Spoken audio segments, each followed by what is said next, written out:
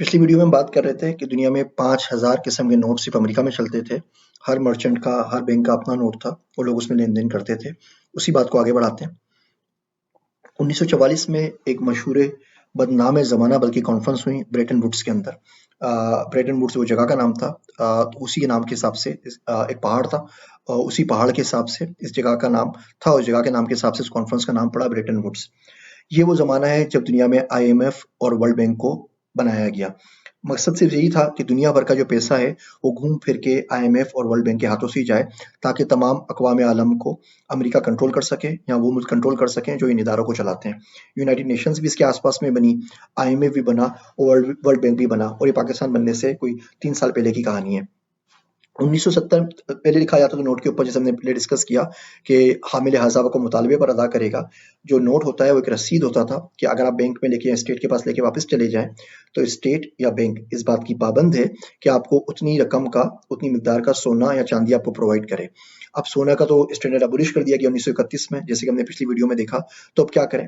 तो उन्होंने रिप्लेस करके उस पे लिख दिया इन गॉड वी ट्रस्ट। अगर आप अमेरिका में जाएं, डॉलर में देखें तो डॉलर पे लिखा होता है इन गॉड वी ट्रस्ट, कि हमें खुदा पे भरोसा है, क्योंकि पीछे जो भी मालियत थी, जो भी गोल्ड था, वो तमाम चीज़ें पीछे से ख़त्म हो गई।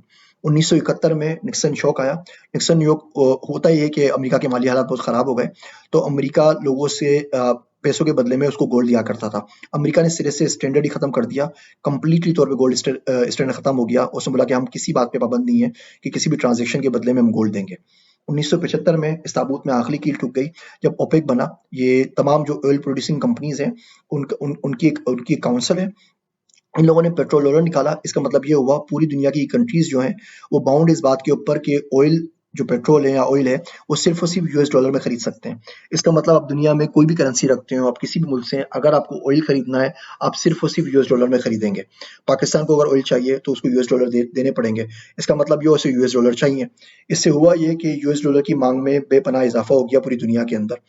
अगर आपके पास डॉलर नहीं है तो आप ऑयल नहीं ले सकते। आप ऑयल नहीं ले सकते, मुल्क में तेल नहीं होगा तो गाड़ियाँ कैसे चलेंगी? गाड़ियाँ नहीं चलेंगी तो सारी आमदो-रफ्त रुक जाएगी, आपके जहाज़ रुक जाएँगे, आपकी प्रोड्यूस, आपकी सब्ज़ी, आपके फल एक जगह से दूसरी जगह नहीं जा सकेंगे और पूरा मुल्क आपका बैठ जाएगा।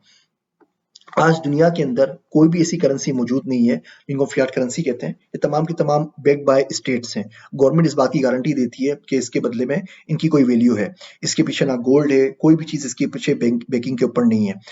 सिर्फ़ और सिर्फ़ लोगों का ट्रस्ट है। अगर आज गवर्नमेंट आपकी पैसे हथिया ले या गवर्नमेंट अनाउंस कर दे कि इन पैसों की कोई वक़्त कोई वैल्यू नहीं है, तो आपके तमाम ये पैसे रद्दी का टुकड़ा बन जाएँगे, इससे अलावा कुछ भी नहीं है। और आप सोच रहे होंगे ऐसा नहीं होता। हम आगे जाके आपको कुछ एग्ज़ाम्पल्स देंगे जिसमें बताएँगे कि ऐसा होता है और मुतवातर होता आया है और आगे भी जाके शायद हो। ये कोट मुझे बड़ा पसंद है कि money is a liquid jewellery, jewellery is a crystallised money. तो असल तो चीज़ वही है जो गोल्ड आपके पास है, जो सिल्वर आपके पास है। फियाट करेंसी पे आप इतना ही भरोसा कर सकते हैं जितना गवर्नमेंट है। जिस दिन गवर्नमेंट ने रेट चेंज कर दिए, उस दिन आपकी तमाम जो मालियत थी आपके पास, जितने भी आपके पास रेट थे पैसों वो सब के सब चेंज हो गए। इसी बात को आगे बढ़ाएँगे। इस वीडियो में हमने देखा कि किस तरीके से गोल्ड स्टैंडर्ड को ख़त्म किया गया, किस तरीके से नोट के ऊपर चेंज किया गया कि हामिल हज़ा को मुतालबे पर अदा करेगा को चेंज करके इन गॉड वी ट्रस्ट कर दिया गया, और किस तरह दुनिया की कोई भी Fiat currency is not backed by gold. किसी की बैकिंग नहीं है गोल्ड के ऊपर, और सब के सब गवर्नमेंट की विल और गवर्नमेंट की गारंटी के ऊपर चल रही हैं। आप सबका शुक्रिया। जज़ाकल्लाह खैर।